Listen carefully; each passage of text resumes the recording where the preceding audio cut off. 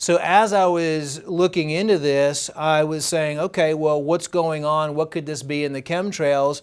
And looking at all of the different states all across the nation. And sure enough, North Carolina's had 8 deaths.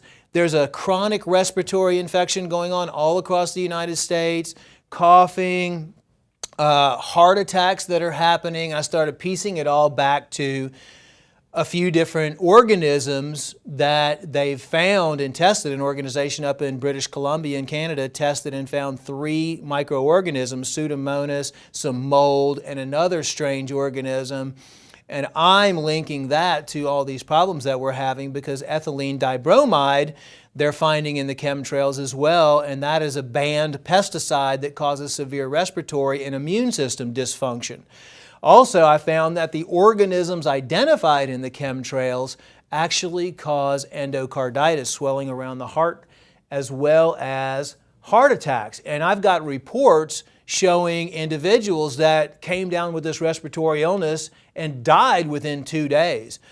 I know this all sounds terrifying, but fear not, because in the description of this video, they have links to dozens of InfoWars supplements, including Deep Cleanse, Brain Force, Ancient Defense, Secret 12, and my personal favorite, X2 Survival Shield.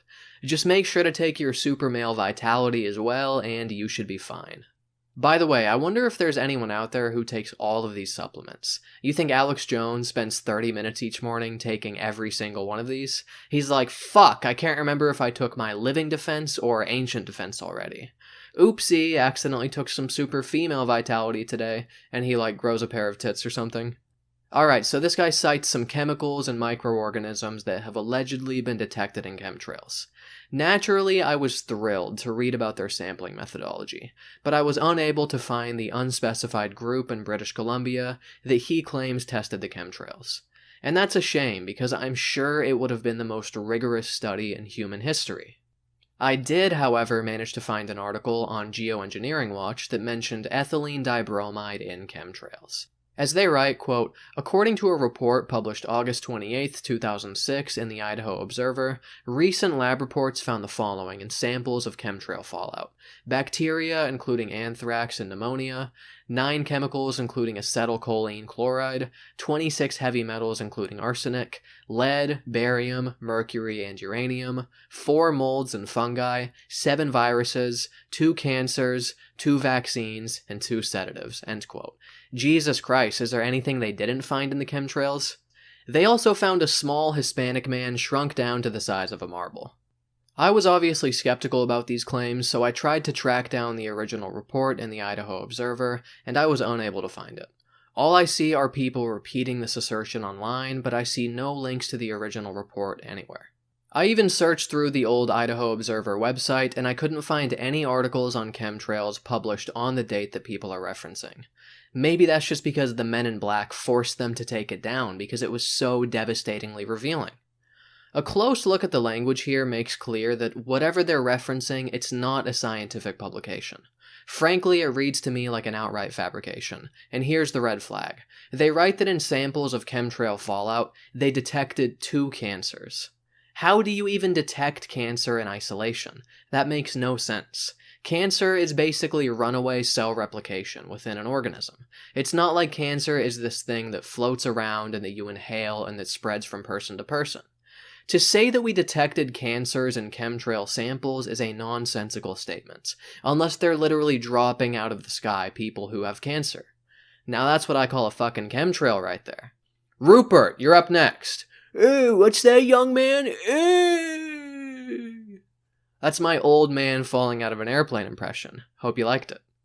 Even assuming that cancer could somehow be isolated, preserved, and aerosolized into the environment, I can't see what the possible benefit of this would be, because cancer is not contagious, and it's dependent upon its host organism for survival. This was clearly written by a person who doesn't know the first thing about cancer, and this glaring scientific inaccuracy makes me think that these chemtrail sample results are a complete fabrication. And even if there were some sample results along these lines, I would strongly question the sampling protocol. You could imagine a person simply taking air samples on a particularly chemtraily day and finding a variety of microorganisms and chemicals, because these things obviously float around. But again, we encounter that same problem from earlier. Just because you detect something in the environment doesn't necessarily mean that it's coming from your preferred source. In order to ensure that there was no external contamination, chemtrail samples would need to be taken right then and there in the sky as they're being sprayed. Ideally, you'd want to sample the chemtrail concoction itself. Where are the studies that have done this? Can you share them with me? I won't hold my breath, and I guess that means I'm running the risk of inhaling these chemtrails. But what can I say? I like to live dangerously.